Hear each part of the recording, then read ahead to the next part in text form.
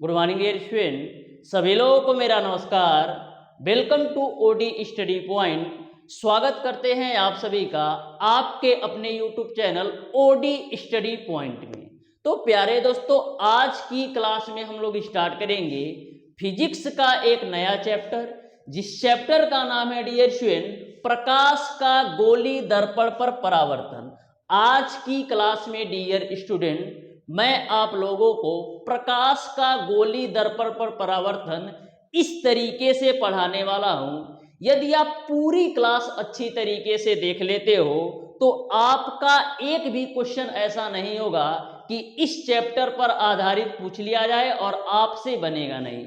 इस बात की मैं आपको गारंटी देता हूं डियर स्टूडेंट कि इस चैप्टर के प्रत्येक कॉन्सेप्ट और प्रत्येक थ्योरी पार्ट को इस तरीके से समझाने वाला हूं कि आपको सारी चीजें बहुत ही बेहतरीन तरीके से समझ में आ जाएंगी। आपको कहीं से भी किसी भी प्रकार का डाउट और कंफ्यूजन नहीं होगा। सारी चीजों को डियर स्टूडेंट आप लोग बिल्कुल फील कर पाओगे, इस तरीके से मैं आपको बताने वाला हूं।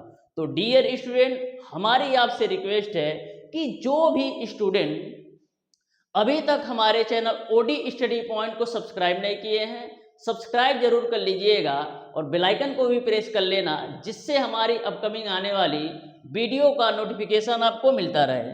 तो क्लास स्टार्ट करते हैं डियर स्टूडेंट। क्लास स्टार्ट करने से पहले मैं आपको बता दूं डियर स्टूडेंट, हमारी डेली बेसिस पर क्लास होती है। हमारी डेली बेसिस पर क्लास होती है डियर स्टूडेंट, जिसमें जो हमारी फिजिक्स की क्लास होती है डेली सुबह के 10 बजे होती है और जो मैथ की क्लास होती है डेली शाम के 4 बजे होती है। इसके अलावा यदि आपका कोई भी क्वेरी है या डेली बेसिस पर पीडीएफ चाहते हो तो इस नंबर पर आप हाय लिख करके भेजिएगा, तो भी मैं आपको व्हाट्सएप ग्रुप से जोड़ दूंगा। या तो डियर स्टूडेंट, इस वीडियो के डिस्क्रिप्शन बॉक्स में मैं आपको व्हाट्सएप ग्रुप का लिंक दे दूंगा, वहां से भी आप व्हाट्सएप ग्रुप से जुड़ सकते हो। तो डियर स्टूडेंट, हम लोग स्टार्ट करेंगे आज की क्लास को। बहुत ही बेहतरीन तरीके से हम सारी चीजों को कवर करेंगे। आप शिद्दत के साथ समझिएगा डियर स्टूडेंट, यकीन मानिए कि मैं आप लोगों को इस तरीके से इस चैप्टर को पढ़ा दूंगा ना कि सारी चीजें डायरेक्ट आपके दिमाग में छप जाएंगी। तो ध्यान से समझना है और आराम से समझना है। बहुत ही बेहतरीन तरीके से हम समझाने वाले हैं। सबसे पहले हम बात करते हैं डियर स्टूडेंट कि आपका गोलीय दर्पण होता क्या है। गोलीय दर्पण होता क्या है? तो घरों में डियर स्टूडेंट जिस आप शीशे का उपयोग करते हो, घरों में डियर स्टूडेंट जिस दर्पण का आप उपयोग करते हो वो आपका समतल दर्पण होता है। यानी कि सुबह उठते हो और अपना चेहरा देखने के लिए जिस दर्पण का उपयोग करते हो वो आपका समतल दर्पण होता है, यानी कि प्लेन मिरर होता है, कुछ इस तरीके से होता है। तो इसी दर्पण को थोड़ा सा यदि हम मोड़ दें, जो आपका समतल दर्पण है, जो आपका प्लेन मिरर है, इसी दर्पण को हम थोड़ा सा मोड़ दें तो किस तरीके से बनेगा? थोड़ा सा मोड़ दोगे तो इस तरीके से बनेगा। तो इसी को हम कहते हैं गोली दर्पण। यानी कि जो आपका प्लेन मिरर होता है, जो आपका समतल दर्पण होता है, इसी दर्पण को थोड़ा सा मोड़ दोगे ना तो ये आपका गोली दर्पण बन जाता है। तो गोली दर्पण कहते क्यों है? गोली दर्पण इसलिए कहा जाता है डियर स्टूडेंट, यदि आप इसी पैटर्न को ऐसे फॉलो करोगे, यदि आप इसी पैटर्न को ऐसे फॉलो करोगे ना तो आप देख पा रहे हो कि एक गोले का निर्माण हो रहा है। इसी पैटर्न को फॉलो करोगे तो आप देख पा रहे हो कि एक गोले का निर्माण हो रहा है।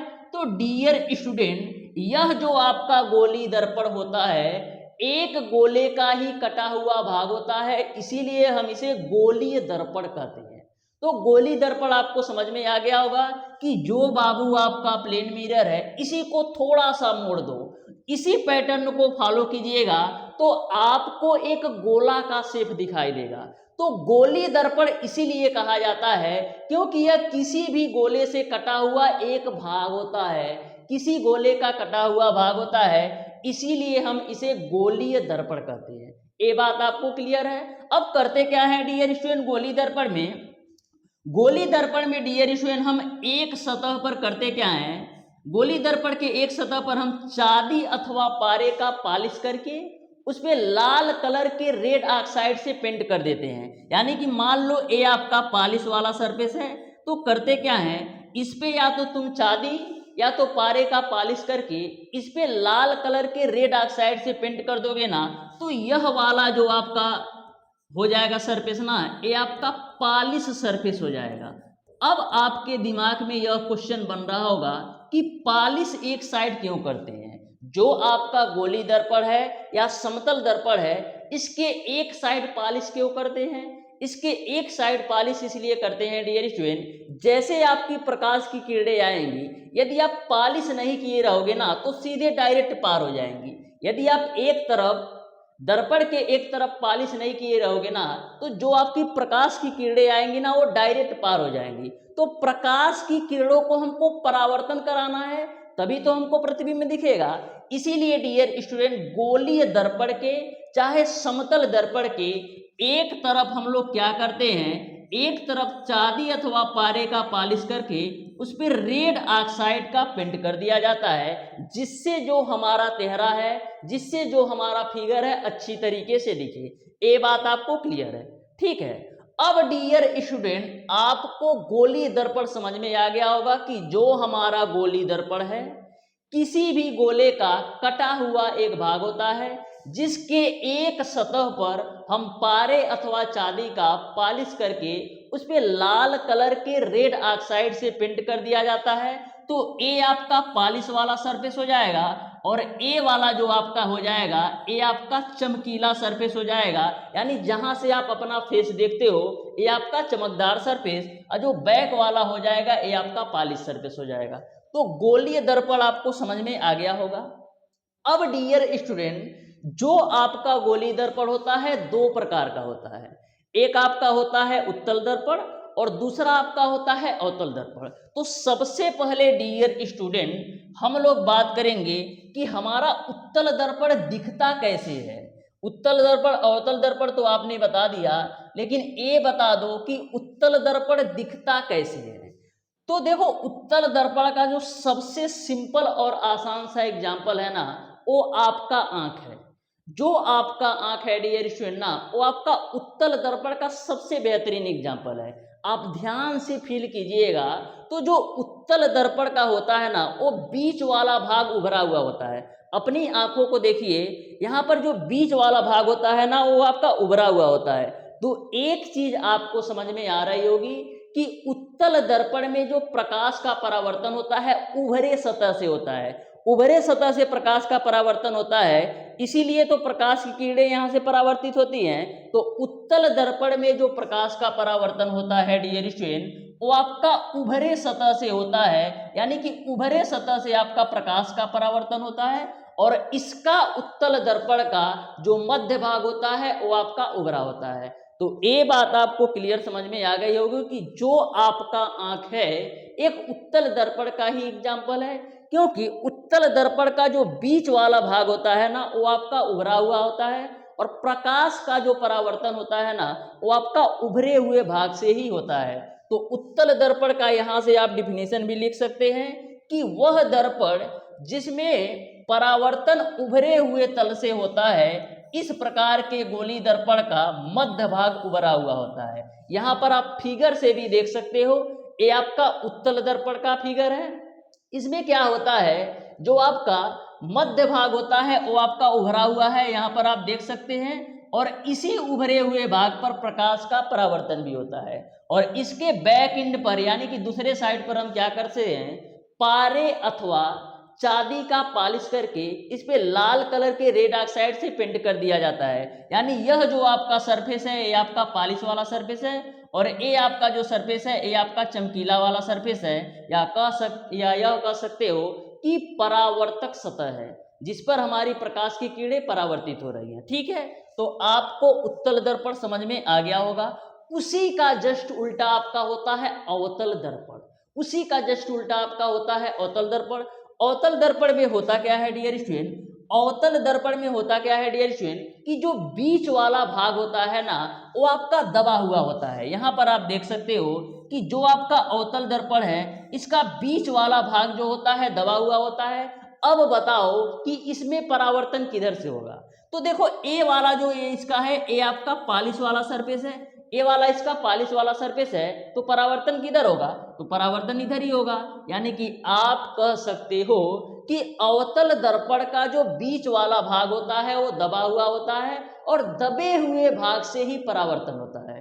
तो दोनों में आपको अंतर समझ में आ गया होगा कि जो आपका उत्तल दर्पण होता है इसमें परावर्तन उभरे हुए भाग से होता है और जो अवतल दर्पण होता है इसमें परावर्तन दबे हुए भाग से होता है। और उत्तल दर्पण का जो बीच वाला भाग होता है उभरा हुआ होता है और जो अवतल दर्पण का बीच वाला भाग होता है वो आपका दबा हुआ होता है। यहां से आप देख सकते हो। ठीक है बाबू, यहां तक आपको क्लियर है। उत्तल दर्पण और अवतल दर्पण आपको अच्छी तरीके से समझ में आ गया होगा। मैं आपको बता रहा हूं ना, डायरेक्ट दिमाग में उतार दूंगा सारी चीजों को, बस आप शिद्दत के साथ समझो।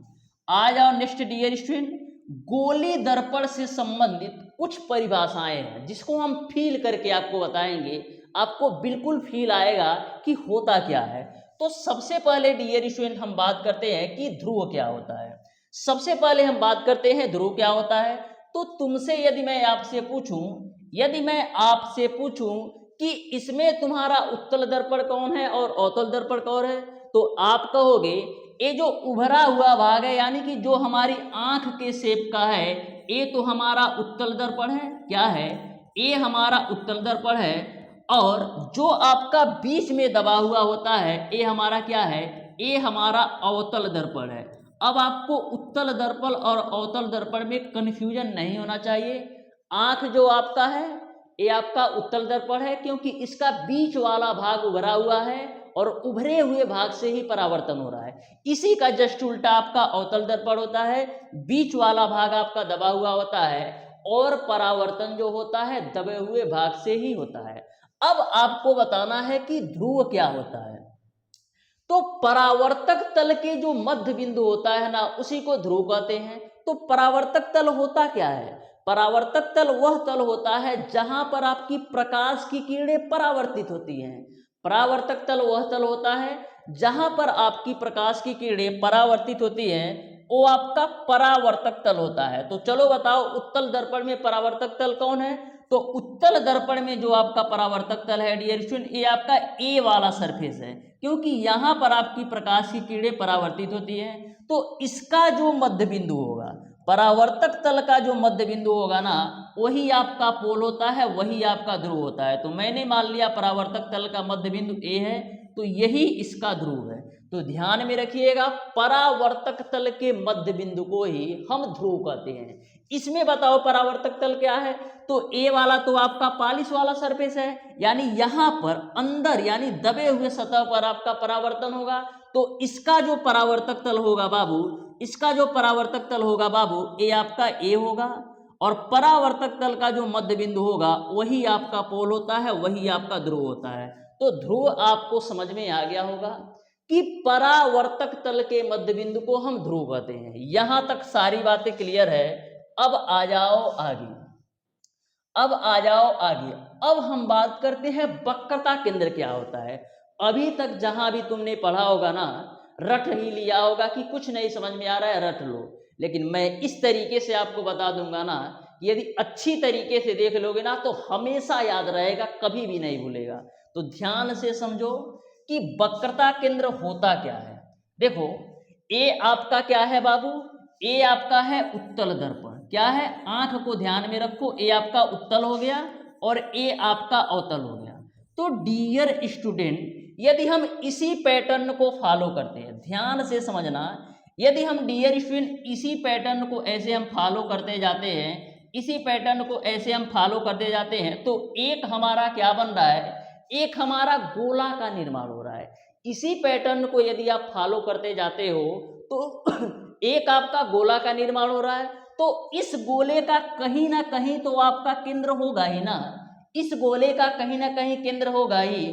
तो इस गोले के यानी खोखले गोले के केंद्र को ही हम गोलीय दर्पण का वक्रता केंद्र कहते हैं। खोखले गोले के केंद्र को ही हम गोली दर्पण का वक्रता केंद्र कहते हैं। उसी प्रकार इसमें आ जाओ, जब इस पैटर्न को बाबू आप फॉलो करोगे ना तो एक आपका गोला का निर्माण होगा। जब इस पैटर्न को फॉलो करोगे तो एक आपका गोला का निर्माण होता है। तो इस गोले का कहीं ना कहीं तो आपका केंद्र होगा ही। तो खोखले गोले अथवा गोले का जो केंद्र होता है ना, वही आपका गोली दर्पण का वक्रता केंद्र होता है। वही आपका गोली दर्पण का वक्रता केंद्र होता है, जिसको हम सी से डिनोट करते हैं। किससे डिनोट करते हैं? सी से डिनोट करते हैं, जिसको हम सी से डिनोट करते हैं। तो डिफिनीशन लिखना चाहते हो तो लिख लो कि गोली दर्पण जिस खोखले गोले का भाग होता है, उस गोले के दर्पण का केंद्र को ही हम वक्रता केंद्र कहते हैं। यानी कि जो आपका खोखले गोले का जो आपका केंद्र होता है ना, वही आपका गोली दर्पण का वक्रता केंद्र होता है। यहां तक आपको सारी बातें क्लियर है। अब आ जाओ आगे। आगे हम बात करते हैं वक्रता त्रिज्या क्या है। वक्रता त्रिज्या क्या है, यानी कि आपका रेडियस ऑफ कर्वेचर क्या होता है, ध्यान से समझना। यहां पर भी सेम कॉन्सेप्ट है, यहां पर भी आपका सेम कॉन्सेप्ट है बाबू। आप ध्यान से समझिएगा तो अच्छी तरीके से समझ में आएगा। देखो हम इसी पैटर्न को ऐसे हम फॉलो करते हैं, तो यहाँ पर हमारा एक गोले का निर्माण हो रहा है। इसी पैटर्न को यदि आप फॉलो करोगे तो यहाँ पर आपका एक गोले का निर्माण हो रहा है। तो इस गोले का कहीं ना कहीं तो केंद्र होगा ही। तो केंद्र होगा तो केंद्र के साथ साथ इसकी त्रिज्या भी होगी, क्योंकि गोला है भाई। तो यहाँ पर यदि इसका केंद्र है तो त्रिज्या भी होगी। तो किसी भी खोखले गोले की जो त्रिज्या होती है ना, वही आपका गोली कोश की वक्रता त्रिज्या होता है। ज्यादा रटने की बिल्कुल भी जरूरत नहीं है। आप फील करो ना डियर स्टूडेंट कि यदि आप इसी पैटर्न को फॉलो करोगे तो एक गोले का शेप आपको मिलेगा। तो इस गोली कोश का, इस खोखले गोले का जो वक्रता त्रिज्या है ना, वही आपका क्या है, वही आपका डियर स्टूडेंट इस गोली दर्पण का वक्रता त्रिज्या है। उसी प्रकार से यदि मैं इस पैटर्न को ऐसे फॉलो करता हूं तो हमारा क्या बन रहा है, हमारा एक गोले का निर्माण हो रहा है। तो इस गोले का कहीं ना कहीं तो केंद्र होगा ही। तो केंद्र से परिधि पर मिलाने वाली रेखा को हम क्या कहते हैं, त्रिज्या कहते हैं। यानी कि हम कह सकते हैं किसी भी गोली कोश के, किसी भी खोखले गोले की जो त्रिज्या होती है ना, वही आपका गोली दर्पण की वक्रता त्रिज्या होती है। तो यहां से आप नोट भी कर सकते हो और ऐसे भी समझ सकते हो डियर स्टूडेंट कि वक्रता केंद्र सी, ये आपका वक्रता केंद्र ही है ना, जो आपका गोली कोश का केंद्र है ये आपका वक्रता केंद्र है, और ये आपका ध्रुव है पी, यानी कि जो परावर्तक पृष्ठ का मध्य बिंदु है ये आपका ध्रुव है। तो ऐसे भी समझ सकते हो कि आपका वक्रता केंद्र और ध्रुव के जो बीच की दूरी है यही आपका क्या है, वक्रता त्रिज्या है। वक्रता केंद्र और ध्रुव के जो बीच की दूरी है यही आपका क्या है, वक्रता केंद्र और ध्रुव के जो बीच की दूरी है यही आपका क्या है, वक्रता त्रिज्या है। सेम कॉन्सेप्ट यहाँ पर भी है। ये आपका क्या है, यहाँ पर मान लो आपका वक्रता केंद्र है और यहाँ पर आपका ध्रुव पी है। तो वक्रता केंद्र और ध्रुव के बीच की जो दूरी है ना, यही आपका क्या होता है, वक्रता त्रिज्या होता है। यहां तक आपको क्लियर है। डिफिनीशन लिखना चाहते हो तो लिख लेना। देखो यहाँ पर लिखा है कि दर्पण के ध्रुव से वक्रता केंद्र तक की दूरी को वक्रता त्रिज्या कहते हैं। ठीक है, यहां तक आपको सारी बातें क्लियर है। एक बात आप हमेशा ध्यान में रखना डियर स्टूडेंट, यदि आप अच्छी तरीके से तैयारी करना चाहते हो ना, तो रिकॉर्डेड जो आपकी क्लासेस होती है ना, उसको आप हमेशा ध्यान में रखिएगा। यानी कि रिकॉर्डेड क्लास से आप जिस तरीके से तैयारी कर सकते हो ना, उस तरीके का लाइव क्लास में कभी भी नहीं होगा। ऐसा इसलिए मैं बोल रहा हूँ डियर स्टूडेंट, यदि आप रिकॉर्डेड क्लास लेते हो तो ना तो आपको चैट से कोई कनेक्शन रहेगा, ना तो आपका कोई भी कमेंट से कनेक्शन रहेगा। आप पूरा फोकस करोगे पढ़ाई पर। तो हमेशा ध्यान में रखिएगा कि रिकॉर्डेड क्लास को ज़्यादा प्रीफर कीजिएगा, जिससे आपको किसी भी प्रकार का डिस्ट्रैक्शन नहीं होगा और आसानी से आप किसी भी चैप्टर को बिल्कुल फोकस के साथ पढ़ सकते हो। आ जाओ नेक्स्ट चलते हैं। तो ध्यान से समझिएगा बाबू, मुख्य अक्ष क्या होता है, मुख्य अक्ष क्या होता है, यानी कि प्रिंसिपल एक्सिस क्या होता है।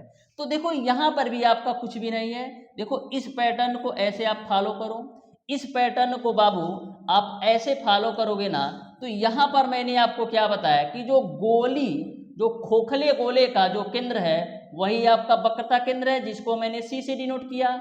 और जो परावर्तक पृष्ठ का केंद्र है ना, ये आपका क्या है, ध्रुव है, जिसको मैंने पी से डिनोट किया। और वक्रता केंद्र सी और पोल, वक्रता केंद्र और ध्रुव को मिलाने वाली रेखा को मैंने क्या बोल दिया, वक्रता केंद्र और ध्रुव को मिलाने वाली रेखा को मैंने क्या किया, वक्रता त्रिज्या बोल दिया।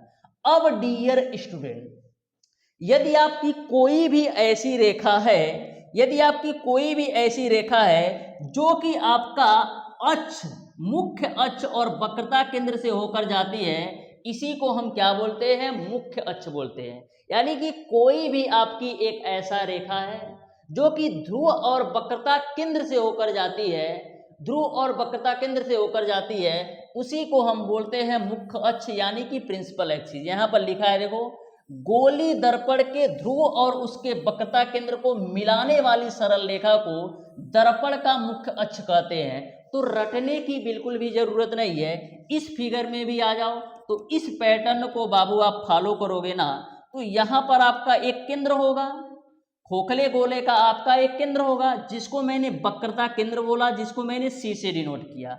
और वहीं पर डियर स्टूडेंट, यहां पर आपका जो परावर्तक पृष्ठ है ना, इसका मैंने पी नाम दिया, जिसको मैंने ध्रुव बोला। यानी कि जो आपका गोली दर्पण का परावर्तक पृष्ठ का मध्य बिंदु होता है उसको हम ध्रुव बोलते हैं। और ध्रुव और वक्रता केंद्र, और ध्रुव और वक्रता केंद्र को मिलाने वाली रेखा को हम क्या कहते हैं, वक्रता त्रिज्या कहते हैं। तो आपका जो मुख्य अक्ष होता है ना, आपका जो मुख्य अक्ष होता है ना, वो आपका होता क्या है, वो आपका ध्रुव और वक्रता केंद्र से होकर जाने वाली रेखा, या ऐसे कह सकते हो ध्रुव और वक्रता केंद्र को मिलाने वाली सरल रेखा को हम क्या कहते हैं, मुख्य अक्ष कहते हैं। तो मुख्य अक्ष आपको समझ में आ गया होगा कि ध्रुव और वक्रता केंद्र को मिलाने वाली सरल रेखा को हम लोग क्या कहते हैं, मिलाने वाली सरल रेखा को हम क्या कहते हैं, मुख्य अक्ष कहते हैं। तो ध्रुव ए रहा, ध्रुव और वक्रता केंद्र को मिलाने वाली रेखा को हम लोग क्या कहते हैं, मुख्य अक्ष कहते हैं, मुख्य अक्ष कहते हैं। तो यहां तक आपको सारी बातें समझ में आ गई होंगी। अब आ जाओ बाबू नेक्स्ट, मुख्य फोकस क्या होता है। मुख्य फोकस क्या होता है, जो सबसे जरूरी है आपके लाइफ में भी और यहाँ पर भी। फोकस सबसे जरूरी है, आपको फोकस करना होगा, चाहे आपका कोई सा भी गोल हो, उस पर फोकस करोगे तभी आप बेहतरीन तरीके से उन सारी चीज़ों को कर पाओगे। तो सबसे पहले हम बात करते हैं कि मुख्य फोकस क्या होता है। तो यहाँ पर डिफिनीशन देख लेते हैं। देखो लिखा है, दर्पण की मुख्य अक्ष के समांतर जाने वाली किरणें दर्पण से परावर्तन के पश्चात मुख्य अक्ष के जिस बिंदु पर या तो वास्तव में मिलती है या मिलती हुई प्रतीत होती है, उसे दर्पण का मुख्य फोकस कहते हैं। आ जाओ इसको भी समझाता हूं, ध्यान से समझना, ध्यान से समझना कि मुख्य फोकस आपका होता क्या है। ठीक है, ध्यान से समझना। देखो डियर स्टूडेंट, मैंने क्या बोला कि जो आपका उभरे हुए तल पर परावर्तन होता है, जैसे तुम्हारी आंख है ना, ये आपका किसका एग्जाम्पल है, ये आपका उत्तल दर्पण का एग्जाम्पल है। यानी कि उभरे हुए भाग पर आपका जो परावर्तन होता है ना, ये आपका किसका एग्जाम्पल है, ये आपका उत्तल दर्पण का एग्जाम्पल है। यानी कि उत्तल दर्पण का जो बीच वाला भाग होता है वो आपका उभरा होता है और उभरे हुए तल पर ही परावर्तन होता है। वहीं पर जो आपका अवतल दर्पण होता है ना, वो आपका दबे हुए तल पर परावर्तन होता है और बीच वाला जो भाग होता है वो आपका दबा होता है, देख सकते हो। तो ये आपका क्या है, अवतल दर्पण। अब आ जाना डियर स्टूडेंट, मैं आपको बताता हूं कि क्या होता है आपका मुख्य फोकस। मैंने आपको बताया डियर स्टूडेंट कि जो आपका परावर्तक पृष्ठ का मध्य बिंदु होता है, जो आपका परावर्तक पृष्ठ का मध्य बिंदु होता है ना, इसको हम ध्रुव बोलते हैं, इसको हम पोल बोलते हैं। जो आपका परावर्तक पृष्ठ का मध्य बिंदु होता है ना, इसको हम ध्रुव बोलते हैं, इसको हम पोल बोलते हैं। और डियर स्टूडेंट, यदि आप इसी पैटर्न को ऐसे फॉलो करोगे, यदि आप इसी पैटर्न को ऐसे फॉलो करोगे, तो इस खोखले गोले का, तो इस खोखले गोले का कहीं ना कहीं केंद्र होगा, कहीं ना कहीं केंद्र होगा, जिसको आपने क्या बोला, जिसके आपने बोला कि वक्रता केंद्र है। यानी कि खोखले गोले का जो आपका केंद्र है वही आपका वक्रता केंद्र होता है, जिसको मैंने सी से डिनोट किया। अब डियर स्टूडेंट, ध्रुव और वक्रता केंद्र को मिलाने वाली रेखा को हम क्या कहते हैं, ध्रुव और वक्रता केंद्र को मिलाने वाली रेखा को हम क्या कहते हैं, वक्रता त्रिज्या कहते हैं। यहां तक आपको क्लियर है, यहां तक आपको क्लियर है। सेम कॉन्सेप्ट यहां पर भी समझ लो, इसमें भी आप ध्यान से देखिएगा डियर स्टूडेंट। यदि हम इसी पैटर्न को ऐसे फॉलो करते हैं तो हमारा एक गोले का निर्माण होता है। तो परावर्तक पृष्ठ के मध्य बिंदु को हम क्या कहते हैं? परावर्तक पृष्ठ के मध्य बिंदु को हम क्या कहते हैं? ध्रुव कहते हैं, जिसको हम P से डिनोट करते हैं। और इस गोले का जो केंद्र है इसको मैंने वक्रता केंद्र नाम दिया, जिसको मैंने C से डिनोट किया। और ध्रुव और वक्रता केंद्र को मिलाने वाली रेखा को, ध्रुव और वक्रता केंद्र को मिलाने वाली रेखा को मैंने वक्रता त्रिज्या नाम दिया। यहां तक तो सबको क्लियर है? यहां तक तो सबको क्लियर है। अब डियर स्टूडेंट, मैंने आपको यह भी बताया कि जो रेखा डियर स्टूडेंट आपका ध्रुव और वक्रता केंद्र से होकर ध्रुव और वक्रता केंद्र को मिलाने वाली सरल रेखा को हम क्या कहते हैं? मिलाने वाली सरल रेखा को हम क्या कहते हैं? मुख्य अक्ष कहते हैं। मैंने क्या बोला? मैंने आपको बताया डियर स्टूडेंट कि ध्रुव और वक्रता केंद्र को मिलाने वाली सरल रेखा को हम मुख्य अक्ष कहते हैं। उसी प्रकार इसमें भी आ जाओ कि ध्रुव और, इसी प्रकार इसमें भी देख लो कि ध्रुव और वक्रता केंद्र को मिलाने वाली सरल रेखा को हम क्या कहते हैं? मिलाने वाली सरल रेखा को हम कहते हैं मुख्य अक्ष। अब आ जाना मेन पॉइंट पर कि आपका मुख्य फोकस क्या होता है। तो जब हम अवतल दर्पण की बात करते हैं ना बाबू, जब हम अवतल दर्पण की बात करते हैं ना, तो यहाँ पर होता क्या है? जब आपकी प्रकाश की किरणें मुख्य अक्ष के समांतर आएंगी, देखो ए आपका मुख्य अक्ष है, तो मुख्य अक्ष के समांतर आपकी ए प्रकाश की किरणें आ रही है। मुख्य अक्ष के समांतर बाबू आपकी ए प्रकाश की किरणें आ रही है। ये बात आपको समझ में आ रही होगी कि मुख्य अक्ष के समांतर ए प्रकाश की किरणें है और ए प्रकाश की किरणें है, यही तो आपका मुख्य अक्ष है। तो मुख्य अक्ष के समांतर एक किरण मैंने प्रकाश की ए डाल दिया और एक किरण आपका एक प्रकाश की ए डाल दिया, तो होगा क्या? ये परावर्तक पृष्ठ से टकरा करके कहीं ना कहीं एक मुख्य अक्ष पर मिलेंगी। जब मैं प्रकाश की किरण इसके परावर्तक पृष्ठ पर डालूंगा तो क्या होगा? परावर्तक पृष्ठ से टकरा करके कहीं ना कहीं जाकर के मुख्य अक्ष पर मिलेंगी। और यह भी प्रकाश की किरण जब परावर्तक पृष्ठ से टकरा करके कहीं ना कहीं जाकर के मुख्य अक्ष पर मिलेंगी। तो यही जो आपका पॉइंट होता है ना, यही जो आपका बाबू पॉइंट होता है ना, यही आपका क्या होता है? यही आपका होता है मुख्य फोकस। यानी कि जब आपकी प्रकाश की किरण परावर्तक पृष्ठ से टकराती है और टकराने के बाद मुख्य अक्ष के जिस पॉइंट पर मिलती है, मुख्य अक्ष के जिस पॉइंट पर मिलती है ना, उसे हम कहते हैं मुख्य फोकस। तो मुख्य फोकस आपको समझ में आ गया होगा, ठीक है। उसी प्रकार से इसमें आ जाओ। इसमें आपका परावर्तक पृष्ठ कौन सा है? इसमें आपका परावर्तक पृष्ठ ए वाला सरफेस है, ध्यान से समझना। इसमें आपका परावर्तक पृष्ठ ए वाला सरफेस है। तो इस कंडीशन में होगा क्या कि जो आपकी प्रकाश की किरणें आएंगी वो आपका मुख्य अक्ष के समांतर इधर से आएंगी, मुख्य अक्ष के समांतर आपका इधर से आएंगी। तो यहाँ पर आपका होगा क्या?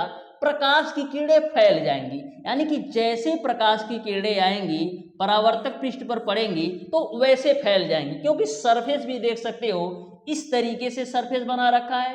तो जैसे प्रकाश की किरणें परावर्तक पृष्ठ पर पड़ी ना, ऐसे फैल जाएंगी, ऐसे फैल जाएंगी। तो यहाँ पर आपका मुख्य फोकस कहीं मिल रहा है? यहाँ पर आपका मुख्य फोकस नहीं मिल रहा है। तो मुख्य फोकस नहीं मिल रहा है, लेकिन हम लोग मिलाने का प्रयास करेंगे इस तरीके से, हम लोग मिलाने का प्रयास करेंगे इस तरीके से। तो इसीलिए डिफिनीशन में लिखा गया है कि जिस बिंदु पर या तो वास्तव में मिलती हैं या तो मिलती हुई प्रतीत होती हैं, ध्यान से देखो, वास्तव में मिलती हैं या मिली हुई प्रतीत होती हैं। अब तुम बता दो कि किस दर्पण में वास्तव में मिलती हैं और किस दर्पण में वास्तव में मिली हुई प्रतीत होती हैं। तो ध्यान से तुम देखो, तो ध्यान से तुम देखो, इसमें आपका जो है यानी कि अवतल दर्पण में वास्तव में मिलती हैं, अवतल दर्पण में आपका वास्तव में मिलती हैं। और जो आपका उत्तल दर्पण में है इसमें आपका वास्तव में नहीं मिलती हैं बल्कि मिली हुई प्रतीत होती हैं। इसमें संकुचन हो जाता है ना बाबू, जैसे आपकी प्रकाश की किरणें आई इकट्ठा हो जाती हैं, यहाँ से टकराई और तुरंत ये इकट्ठा हो जाती हैं। तो इसलिए इनकी जो प्रकाश की किरणें होती है ना वो आपका मुख्य अक्ष पर मिल जाती हैं। लेकिन यहाँ पर जैसे ही प्रकाश की किरणें परावर्तक पृष्ठ से टकराती है ना वो आपका फैल जाती हैं, बिल्कुल फैल जाती हैं। तो यदि हम मिलाने का प्रयास करेंगे ना तो भी आपका मिली हुई प्रतीत होती हैं। तो दो बातें आपको क्लियर समझ में आ गई होंगी कि जो आपका उत्तल दर्पण होता है उसमें क्या होता है कि जो आपकी प्रकाश की किरणें होती है मुख्य अक्ष पर इसमें मिली हुई प्रतीत होती हैं, लेकिन इसमें आपका वास्तव में मिलती है। यहाँ तक आपको सारी बातें क्लियर समझ में आ गई होगी। यहाँ तक आपको सारी बातें क्लियर समझ में आ गई होंगी। मुख्य अक्ष क्या होता है क्लियर समझ में आ गया होगा। यहीं पर तुम समझ लो कि फोकस दूरी क्या होता है। फोकस दूरी क्या होता है, तो ध्रुव और मुख्य अक्ष के बीच की जो दूरी होती है ना, यही आपका फोकस दूरी होता है। ध्रुव और मुख्य अक्ष के जो बीच की दूरी होती है ना, यही आपका फोकस दूरी होता है। ध्रुव और इसका मुख्य अक्ष यहाँ पर है, तो ध्रुव और मुख्य अक्ष के बीच की जो दूरी होती है ना, वही आपका फोकस दूरी होता है। ध्यान में रखना बाबू कि जो आपकी फोकस दूरी एफ होती है ना, वो आपका त्रिज्या की आधी होती है। जो आपकी फोकस दूरी एफ होती है ना, वो आपका वक्रता त्रिज्या की आधी होती है, यानी एफ बराबर आपका होता है r/2। यहाँ तक आपको सारी बातें क्लियर है। यदि डिफिनीशन लिखना चाहते हो तो अच्छी तरीके से नोट कर लेना, अच्छी तरीके से नोट कर लेना। डिफिनीशन लिखना चाहते हो तो फोकस दूरी तो मैंने आपको बता ही दिया है कि जो आपका फोकस दूरी होता है त्रिज्या का आधा होता है। जो आपकी फोकस दूरी होती है वो आपका त्रिज्या की आधी होती है। तो यहाँ तक आपको सारी बातें क्लियर है। डिफिनीशन भी लिख लेना कि गोली दर्पण के ध्रुव से फोकस तक की दूरी दर्पण की फोकस दूरी होती है। गोली दर्पण के ध्रुव से फोकस तक की दूरी फोकस दूरी कहलाती है। इसे F से प्रदर्शित करते हैं। उत्तल दर्पण की फोकस दूरी धनात्मक होती है और अवतल दर्पण की फोकस दूरी ऋणात्मक होती है। सबसे जरूरी बात यह है कि जो आपका उत्तल दर्पण होता है इसकी फोकस दूरी आपका धनात्मक होती है, और जो आपका अवतल दर्पण होता है इसकी जो फोकस दूरी होती है वो आपका ऋणात्मक होती है। न्यूमेरिकल में बहुत ही काम आता है, ध्यान में रखना कि उत्तल दर्पण की फोकस दूरी धनात्मक और अवतल दर्पण की फोकस दूरी जो होती है वो आपका ऋणात्मक होता है। अब आ जाओ डियर स्टूडेंट, हम देखते हैं कि गोली दर्पण से प्रतिबिंब बनने के नियम क्या हैं। गोली दर्पण से प्रतिबिंब के बनने के नियम क्या हैं, इसको आप शिद्दत के साथ समझना और ध्यान से समझना, जिससे आपको सारी चीजें अच्छी तरीके से समझ में आ सके कि आपका गोली दर्पण से प्रतिबिंब कैसे बनता है। इसके बारे में आप ध्यान से समझना, ठीक है। तो मैंने आ जाओ इस पे ध्यान से समझो। देखो मैंने क्या बताया कि जो आपका परावर्तक पृष्ठ होता है इसका जो मध्य बिंदु होता है इसको हम बोलते हैं ध्रुव। जो आपका परावर्तक पृष्ठ होता है इसका जो मध्य बिंदु होता है वो आपका ध्रुव होता है। और इसी पैटर्न को बाबू ऐसे तुम फॉलो कर दोगे तो इस खोखले गोले का कहीं ना कहीं केंद्र होगा, जिसको आपने नाम दे दिया वक्रता केंद्र, जिसको आपने नाम दे दिया वक्रता केंद्र। और ध्रुव और वक्रता केंद्र को मिलाने वाली रेखा को आपने क्या नाम दे दिया, ध्रुव और वक्रता केंद्र को मिलाने वाली रेखा को आपने नाम दे दिया वक्रता त्रिज्या, ठीक है। यहां तक आपको क्लियर है, को आपने नाम दे दिया वक्रता त्रिज्या। तो यहां पर जो आपका पहला नियम है ना, ये क्या कहता है कि वक्रता केंद्र से होकर जाने वाली प्रकाश की किरण परावर्तन के बाद उसी मार्ग से लौट जाती है। यानी कि कोई भी प्रकाश की किरण यदि आपका वक्रता केंद्र से होकर जाएगी, कोई भी प्रकाश की किरण यदि आपका वक्रता केंद्र से होकर जाएगी ना, तो परावर्तन के बाद पुनः उसी मार्ग से लौट जाती है। तो ध्यान में रखिएगा, चाहे आपका उत्तल दर्पण हो चाहे आपका अवतल दर्पण हो, तो उसमें होता क्या है, यदि आपकी प्रकाश की किरण, यदि आपकी बाबू प्रकाश की किरण वक्रता केंद्र से होकर जाएगी ना, तो जिस मार्ग से गई होगी ना उसी मार्ग से वो आपका वापस लौट जाएगी।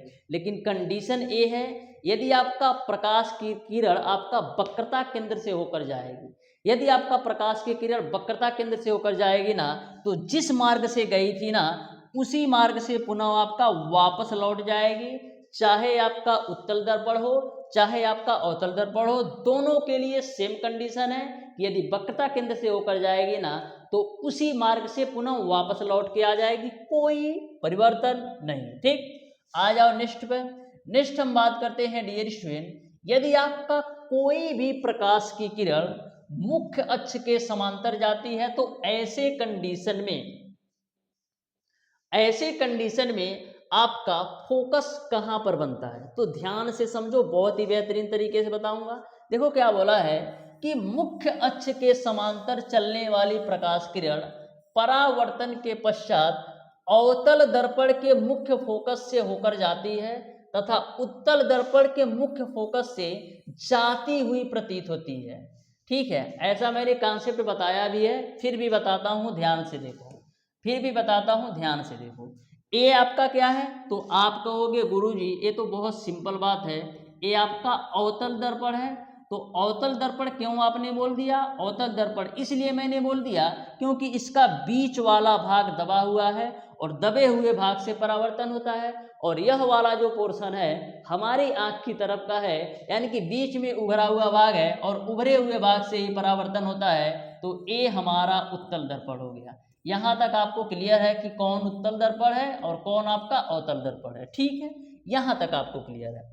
अब डियर स्टूडेंट, यदि हम इसी पैटर्न को ऐसे फॉलो कर लेते हैं, इसी पैटर्न को हम ऐसे फॉलो कर लेते हैं, तो मैंने आपको बताया कि जो आपका परावर्तक पृष्ठ होता है, ध्यान में रखना, परावर्तक पृष्ठ कौन सा होता है, परावर्तक पृष्ठ वो पृष्ठ होता है जहां पर प्रकाश की किरणें परावर्तित होती है।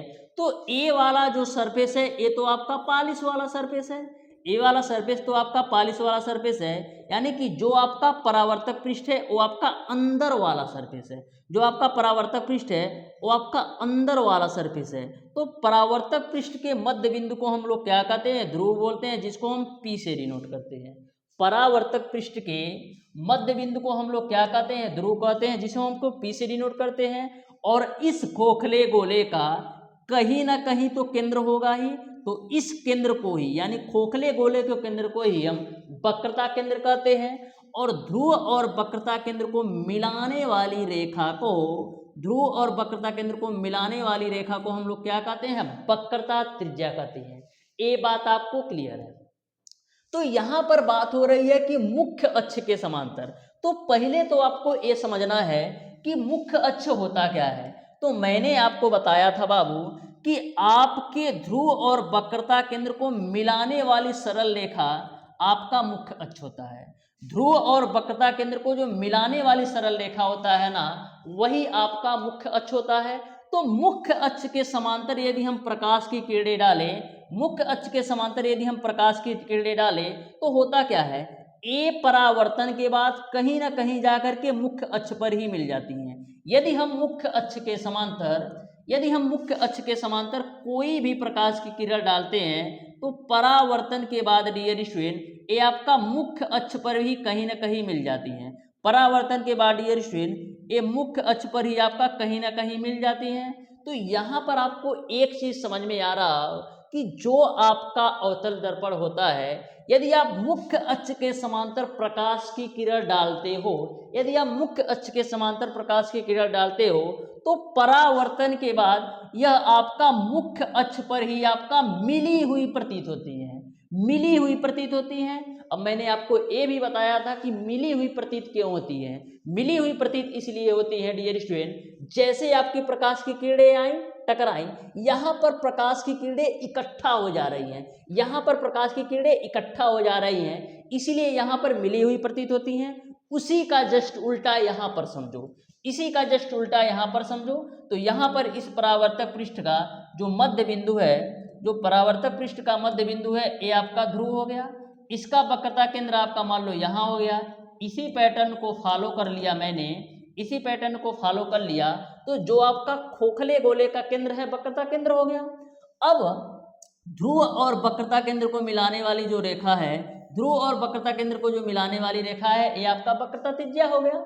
अब डियर स्टूडेंट, मैंने आपको यह भी बताया कि ध्रुव और वक्रता केंद्र से होकर जाने वाली जो सरल रेखा होती है ना, ये आपका मुख्य अक्ष होता है। अब तुम हमें बता दो कि उत्तल दर्पण में परावर्तन कहाँ पर होगा।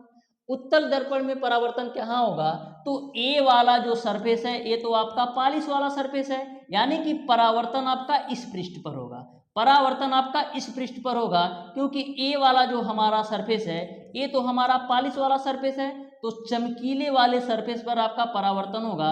तो इस तरीके से आपकी प्रकाश की किरणें आएंगी, मुख्य अक्ष के समांतर आपका इस तरीके से प्रकाश की किरणें आएंगी। लेकिन होगा क्या, यहाँ पर जैसे प्रकाश की किरणें आती है ना, वो आपका बिखर जाती हैं, वो आपका फैल जाती हैं। तो यहाँ पर जैसे ही प्रकाश की किरणें आएंगी ना, वो आपका फैल जाती हैं। तो यहाँ पर कहीं भी आपका मुख्य अक्ष पे मिल रही है, कहीं भी आपका मुख्य अक्ष पे नहीं मिल रही है। एक आपका यू निकल गई और एक आपका यू निकल गई। लेकिन हम करते क्या है, यदि हम इनको मिलाने का प्रयास करते हैं ना, तो ये आपका मिली हुई प्रतीत होती है। इसीलिए डिफिनीशन में लिखा है कि उत्तल दर्पण के मुख्य अक्ष से जाती हुई प्रतीत होती हैं। उत्तल दर्पण के मुख्य अक्ष से जाती हुई प्रतीत होती हैं, क्योंकि यहाँ पर जो प्रकाश की किरणें हैं ना, बिखर जाती हैं। तो यहाँ पर जब आप मिलाओगे ना, तो उत्तल दर्पण से मुख्य अक्ष से जाती हुई प्रतीत होंगी, लेकिन अवतल दर्पण में मुख्य अक्ष पर ही मिलती है। अवतल दर्पण में मुख्य अक्ष पर भी मिलती है। तो यहाँ तक आपको सारी बातें क्लियर समझ में आ गया होगा कि यदि हम मुख्य अक्ष के समांतर जाने वाली किरणें होती हैं, मुख्य अक्ष के समांतर जाने वाली प्रकाश की किरणें होती हैं, तो परावर्तन के पश्चात अवतल दर्पण में मुख्य फोकस से होकर जाती हैं। क्या? मुख्य फोकस से होकर जाती हैं। लेकिन उत्तल दर्पण में आपका मुख्य फोकस से जाती हुई प्रतीत होती हैं, जैसा कि आप देख सकते हो। तो आपको सारी बातें समझ में आ गई होंगी कि मुख्य फोकस से आपका अवतल दर्पण में जाती हैं और उत्तल दर्पण में मुख्य फोकस से जाती हुई प्रतीत होती हैं। जाती हुई क्या होती है? प्रतीत होती हैं। यहां तक आपको क्लियर समझ में आ गया होगा। यहां तक आपको क्लियर समझ में आ गया होगा। अब आ जाओ तीसरे पॉइंट की बात करते हैं। जब अवतल दर्पण के फोकस से जाने वाली प्रकाश की किरण तथा उत्तल दर्पण के मुख्य फोकस से जाने वाली किरण परावर्तन के पश्चात मुख्य अक्ष के समांतर हो जाती है। परावर्तन के पश्चात क्या होती है? मुख्य अक्ष के समांतर हो जाती है। तो देखो क्या है, डिफिनीशन को पहले आप ध्यान से समझो। देखो क्या बोला है कि अवतल दर्पण के फोकस से जाने वाली किरण तथा उत्तल दर्पण के मुख्य फोकस की ओर से जाने वाली किरण परावर्तन के पश्चात मुख्य अक्ष के समांतर हो जाती है। परावर्तन के पश्चात मुख्य अक्ष के समांतर हो जाती है। तो आ जाओ इस फिगर के माध्यम से समझाते हैं। सबसे पहले इसी पैटर्न को आप इस तरीके से फॉलो करोगे। तो मैंने आपको बताया कि जो आपका परावर्तक पृष्ठ होता है, जो आपका परावर्तक पृष्ठ होता है, इसका जो मध्य बिंदु होता है वो आपका क्या होता है? ध्रुव होता है, जिसको आप P से डिनोट करते हो। और इस खोखले गोले का जो केंद्र है, ये आपका क्या है? वक्रता केंद्र है, जिसको C से डिनोट करते हैं। और वक्रता केंद्र और ध्रुव को जो मिलाने वाली रेखा है, इसको आप क्या बोलते हो? इसको आप बोलते हो डियर स्टूडेंट वक्रता त्रिज्या है। अब डियर स्टूडेंट मैंने आपको यह भी बताया कि आपका जो ध्रुव और वक्रता केंद्र को मिलाने वाली जो सरल रेखा होती है ना, ये आपका मुख्य अक्ष होता है। यहां तक आपको क्लियर है। तो बोला है अवतल दर्पण के फोकस से होकर जाने वाली। तो सबसे पहले समझो फोकस होता क्या है। तो यदि मैं इस अवतल दर्पण में मुख्य अक्ष के समांतर आपका प्रकाश की किरणें डाला, मुख्य अक्ष के समांतर आपका प्रकाश की किरणें डाला, तो होता क्या है? परावर्तन के बाद कहीं ना कहीं आपका मुख्य अक्ष पर मिलती हैं, परावर्तन के पश्चात कहीं ना कहीं आपका मुख्य अक्ष पर मिलती हैं। तो यही जो आपका मुख्य अक्ष पर मिलती है ना, यही आपका मुख्य फोकस होता है। तो मुख्य फोकस आपको समझ में आ गया होगा कि आपका चाहे उत्तल दर्पण हो, चाहे आपका अवतल दर्पण हो, यदि आप मुख्य अक्ष के समांतर प्रकाश की किरणें डालते हो, मुख्य अक्ष के समांतर यदि आप प्रकाश की किरणें डालते हो, तो ऐसे कंडीशन में परावर्तन के पश्चात मुख्य अक्ष पर कहीं ना कहीं मिलती हैं। ऐसे कंडीशन में परावर्तन के पश्चात मुख्य अक्ष पर कहीं ना कहीं मिलती हैं। इसे हम क्या कहते हैं? मुख्य फोकस कहते हैं। तो इसमें क्या बोला है कि अवतल दर्पण के फोकस से होकर जाने वाली किरण उत्तल दर्पण के मुख्य फोकस की ओर से जाने वाली किरण परावर्तन के पश्चात मुख्य अक्ष के समांतर मिलती हैं। यानी कि यदि आपका कोई भी प्रकाश की किरण मुख्य अक्ष के समांतर जाएगी ना, यदि आपका कोई भी प्रकाश की किरण मुख्य अक्ष के समांतर जाएगी ना, तो परावर्तन के बाद जो है ना, मुख्य अक्ष के समांतर निकल जाएगी। परावर्तन के बाद मुख्य अक्ष के समांतर निकल जाएगी। तो ये बात आपको समझ में आ गई होगी कि यदि आपका कोई भी प्रकाश की किरण मुख्य अक्ष के समांतर होकर जाएगी, तो परावर्तन के बाद ना मुख्य अक्ष के समांतर होकर निकल जाएगी। तो ये बात आपको क्लियर समझ में आ गई होगी। तीनों बातें, पहला मैंने आपको बोला वक्रता केंद्र पर, यदि आपकी प्रकाश की किरण वक्रता केंद्र से होकर जाएगी तो आपका उसी मार्ग से वापस लौट जाती है।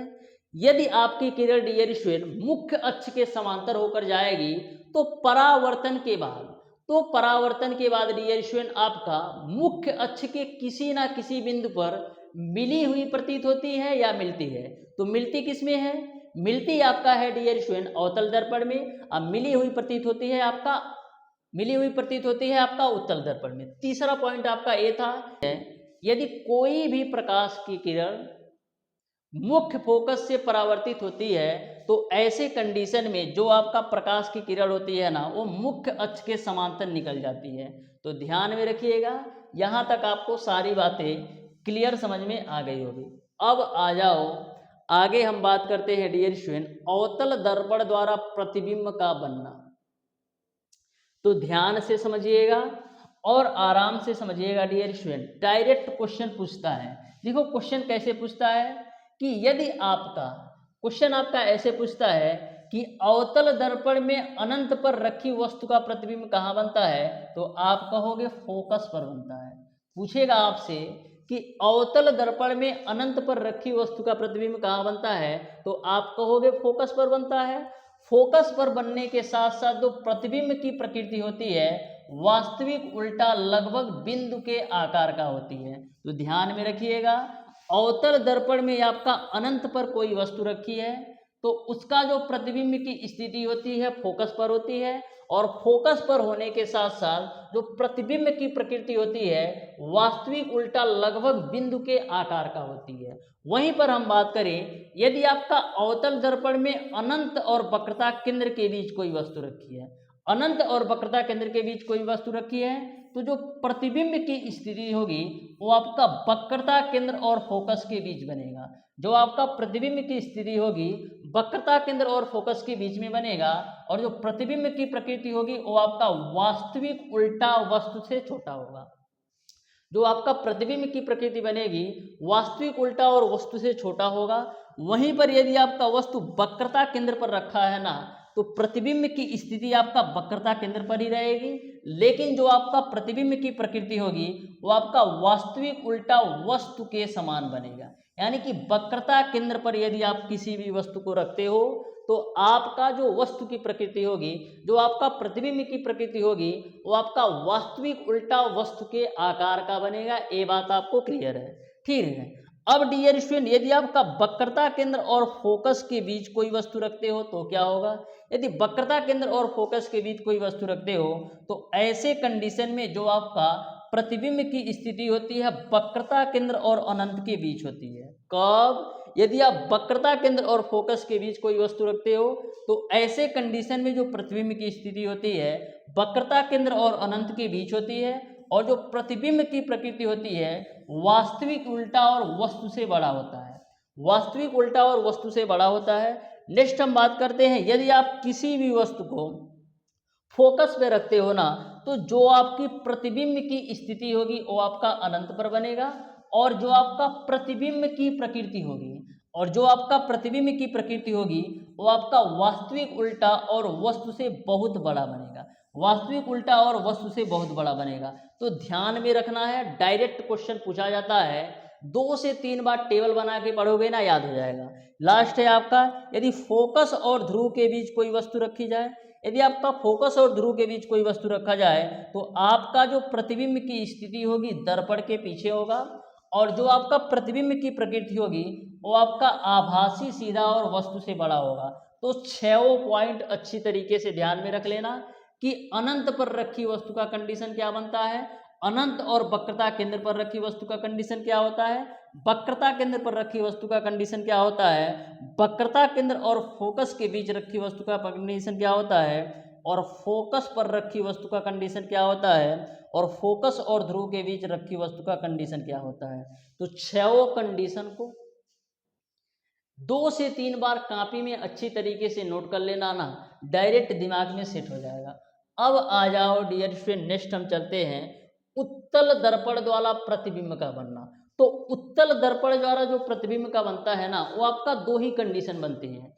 एक आपका होता है अनंत पर और एक आपका होता है अन्य किसी स्थान पर। यदि आप किसी भी वस्तु को अनंत पर रखते हो ना, तो जो आपकी प्रतिबिंब होती है वो आपका फोकस पर बनती है।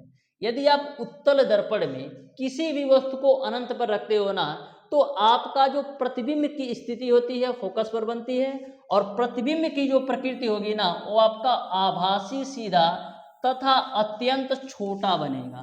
तो ध्यान में रखिए होगा क्या होगा, यदि आप उत्तल दर्पण में किसी भी वस्तु को अनंत पर रखते हो ना, तो जो आपका प्रतिबिंब की स्थिति होगी फोकस पर होगा। कहाँ पर होगा, प्रतिबिंब की जो स्थिति होगी, प्रतिबिंब की जो स्थिति होगी वो आपका फोकस पर होगा, और जो प्रतिबिंब की प्रकृति होगी वो आपका आभासी, सीधा, अत्यंत छोटा होगा। प्रतिबिंब की जो प्रकृति होगी वो आपका आभासी, सीधा और अत्यंत छोटा होगा, प्रतिबिंब की प्रकृति। तो दोनों बातें आप अच्छी तरीके से ध्यान में रखिएगा। यदि आपका कोई भी वस्तु उत्तल दर्पण में अनंत पर रखा है तो प्रतिबिंब की स्थिति आपका फोकस पर होगी, और प्रतिबिंब की जो प्रकृति होगी आभासी, सीधा तथा अत्यंत छोटा होगा। यदि अन्य किसी स्थान पर यदि आप रख देते हो, उत्तल दर्पण में यदि किसी अन्य स्थान पर रख देते हो, जो आपका प्रतिबिंब की स्थिति होगी दर्पण के पीछे होगा, और जो प्रतिबिंब की प्रकृति होगी ना, जो प्रतिबिंब की प्रकृति होगी ना वो आपका क्या होगा, वो आपका आभासी एवं वस्तु से छोटा बनता है। तो दोनों बातें आप ध्यान में रखिएगा। यदि आप किसी अन्य स्थान पर रखते हो उत्तल दर्पण में, तो प्रतिबिंब जो है दर्पण के पीछे, फोकस तथा दर्पण के मध्य बनता है, और सीधा, आभासी एवं वस्तु से छोटा बनता है। तो यहाँ तक आपको सारी बातें क्लियर समझ में आ गई होंगी कि उत्तल दर्पण द्वारा केवल दो ही कंडीशन है, एक आपका अनंत पर, एक आपका अन्य किसी स्थान पर। आ जाओ नेक्स्ट, हम बात करते हैं डियर स्टूडेंट दर्पण सूत्र। तो दर्पण सूत्र से डायरेक्ट क्वेश्चन पूछा जाता है, ध्यान से समझना कि दर्पण सूत्र होता क्या है। तो दर्पण सूत्र जो आपका होता है डियर स्टूडेंट, ये आपका क्या होता है, दर्पण सूत्र होता है आपका 1/f बराबर क्या होता है, 1/u प्लस का आपका होता है 1/v। अब आप ये तो बता दो कि f क्या है, u क्या है और v क्या है।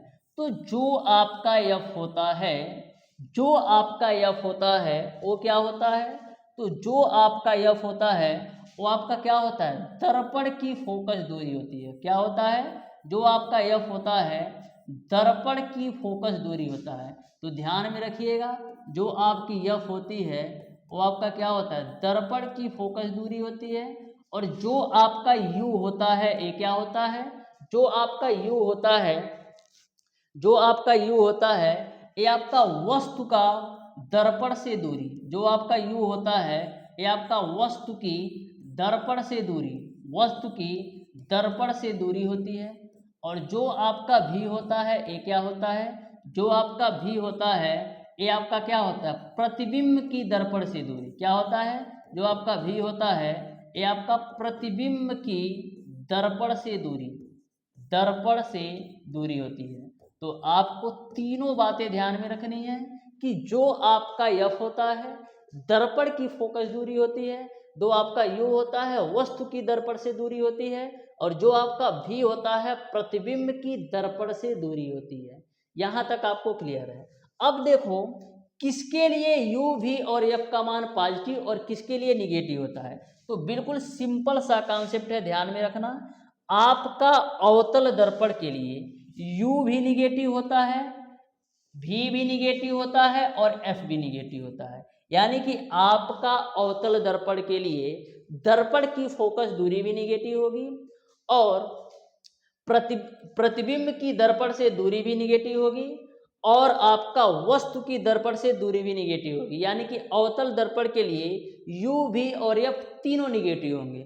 लेकिन उत्तल दर्पण की बात करें तो केवल आपका u निगेटिव होगा, यानी कि वस्तु की दर्पण से दूरी केवल निगेटिव होगा। इसके अलावा v भी पॉजिटिव होगा और आपका f भी पॉजिटिव होगा। तो इस कॉन्सेप्ट को ध्यान में रख लेना कि उत्तल दर्पण में केवल आपका u निगेटिव होता है, यानी कि वस्तु की दर्पण से दूरी निगेटिव होती है। इसके अलावा f और v पॉजिटिव होता है, और अवतल दर्पण में सब के सब निगेटिव होते हैं। यहाँ तक आपको क्लियर समझ में आ गया होगा। रेखीय आवर्धन क्या होता है, तो डायरेक्ट फार्मूला से क्वेश्चन पूछ लेता है कि रेखीय आवर्धन होता क्या है। क्या होता है रेखीय आवर्धन, ध्यान से देखो। देखो रेखीय आवर्धन बराबर आपका होता है प्रतिबिंब की ऊंचाई बटे वस्तु की ऊंचाई या प्रतिबिंब की दूरी बटे वस्तु की दूरी। तो प्रतिबिंब की दूरी आपका क्या होता है, प्रतिबिंब की दूरी आपका v होता है और वस्तु की दूरी आपका u होता है। तो यहाँ पर आप प्रतिबिंब की ऊंचाई को h प्लस से डिनोट कर दो या h डैश से और इसको h माइनस से डिनोट कर दो। तो यहाँ पर आपको रेखीय आवर्धन समझ में आ गया होगा कि रेखीय आवर्धन बराबर प्रतिबिंब की ऊंचाई बटे वस्तु की ऊंचाई या प्रतिबिंब की दूरी बटे वस्तु की दूरी। अब हम बात करते हैं डियर स्टूडेंट कि जो आपका उत्तल दर्पण होता है इसका उपयोग कहाँ करते हैं। अभी तक तो आपने बता दिया कि कहाँ कहाँ फोकस कैसे क्या बनता है, वो अलग की बात है, लेकिन ये तो बता दो कि उत्तल दर्पण का उपयोग कहाँ पर है। तो सबसे बढ़िया उपयोग उत्तल दर्पण का पता है कहाँ है, जो बाइक चलाते हो ना, तो बाइक चलाते हो तो जो मिरर नहीं लगा होता है पीछे आने वाली वाहनों को देखने के लिए, वो आपका उत्तल दर्पण ही होता है। जो आप बाइक चलाते हो या कोई भी गाड़ी हो, चाहे आपका बाइक हो, चाहे आपका कार हो, चाहे ट्रक हो, तो बगल में एक शीशा लगा होता है। तो वह जो शीशा होता है ना, वो आपका उत्तल दर्पण ही होता है, जिसका उपयोग हम क्या करते हैं, पीछे आने वाली वाहनों को देखने के लिए या बराबर में चलने वाली वाहनों को देखने के लिए करते हैं। तो यहाँ पर आपका लिखा भी है कि उत्तल दर्पण का उपयोग वाहनों में चालक को पीछे तथा बराबर के वाहनों को देखने के लिए किया जाता है। और दूसरा जो उपयोग होता है, सड़क पर जो लैंप नहीं लगा होता है उसके पीछे परावर्तक तल के रूप में उपयोग किया जाता है उत्तल दर्पण का। जो सड़क पर लैंप होता है ना, परावर्तक तल के रूप में उपयोग होता है उत्तल दर्पण का। अब आ जाओ हम देख लेते हैं अवतल दर्पण का उपयोग, जो आज की क्लास का लास्ट टॉपिक होगा कि अवतल दर्पण का उपयोग कहाँ कहाँ होता है। तो ध्यान से समझना और आराम से समझना। तो सबसे पहला जो आपका अवतल दर्पण का उपयोग होता है ना, वो आपका दाढ़ी बनाने के लिए प्रयोग किया जाता है। दाढ़ी बनाते समय जो आपका नाई होता है ना, दाढ़ी बनाते समय जो आपका नाई होता है ना, जो दिश दर्पण का उपयोग करता है वो आपका क्या होता है, अवतल दर्पण ही होता है। अवतल दर्पण का उपयोग नाक, कान और गले के जांच करने के लिए डॉक्टर द्वारा प्रयोग किया जाता है। जो आपका अवतल दर्पण होता है ना, इसका उपयोग हम किसके, नाक, कान व गले के इलाज के लिए, जांच करने के लिए डॉक्टर यूज करता है। और जो तीसरा अवतल दर्पण का उपयोग है वो आपका परावर्तक के रूप में प्रयोग किया जाता है, परावर्तक के रूप में। और जो चौथा है अवतल दर्पण का उपयोग क्या है, परावर्तक दूरदर्शी में इसका उपयोग किया जाता है। तो चारों आप ध्यान में रखिएगा। कभी कभी डायरेक्ट क्वेश्चन पूछ लिया जाता है कि अवतल दर्पण का उपयोग किया जाता है, 4 ऑप्शन आपको दिया रहेगा, एक ऑप्शन इसमें से रहेगा, 3 आपका अलग रहेगा। तो आपको पता होना चाहिए कि अवतल दर्पण का उपयोग हम कहाँ कहाँ करते हैं। तो यहाँ तक आपको सारी बातें समझ में आ गई होंगी। इस तरीके से डियर स्टूडेंट, मैंने आज आप लोगों को प्रकाश का गोली दर्पण पर परावर्तन जितने भी टॉपिक थे, जितने भी कॉन्सेप्ट थे, टोटल कॉन्सेप्ट को बहुत ही बेहतरीन तरीके से बताने का प्रयास किया है। फिर भी यदि आपको ऐसा लगता है कि किसी भी टॉपिक में, किसी भी पॉइंट में, किसी भी प्रकार का आपको डाउट और कन्फ्यूजन होना, तो आप हमें कमेंट बॉक्स में कमेंट करके ज़रूर पूछ लेना डियर स्टूडेंट, मैं उसका रिप्लाई करूँगा। ऐसा नहीं हो सकता है डियर स्टूडेंट कि मैंने आपको सारी चीज़ें बिल्कुल क्रिस्टल और क्लियर बता दिया हो। आपसे रिक्वेस्ट है कि कहीं भी किसी भी प्रकार का डाउट और कन्फ्यूजन हो तो आप जो है कमेंट बॉक्स में कमेंट करके ज़रूर पूछ लेना। मैंने आपको व्हाट्सएप ग्रुप का नंबर भी दिया है, उस नंबर पर कॉल या मैसेज करके भी पूछ सकते हो। यदि आप व्हाट्सएप ग्रुप में नहीं चैट कर पाओगे तो हमको पता है, तो उस नंबर पर कॉल या व्हाट्सएप करके पूछ लेना। तो हर तरीके से मैं आपके लिए तैयार हूँ, आपको किसी भी प्रकार का कोई भी डाउट नहीं होना चाहिए। तो आज की क्लास को हम यहीं तक रखते हैं, मिलते हैं डियर स्टूडेंट नेक्स्ट क्लास में, तब तक के लिए धन्यवाद।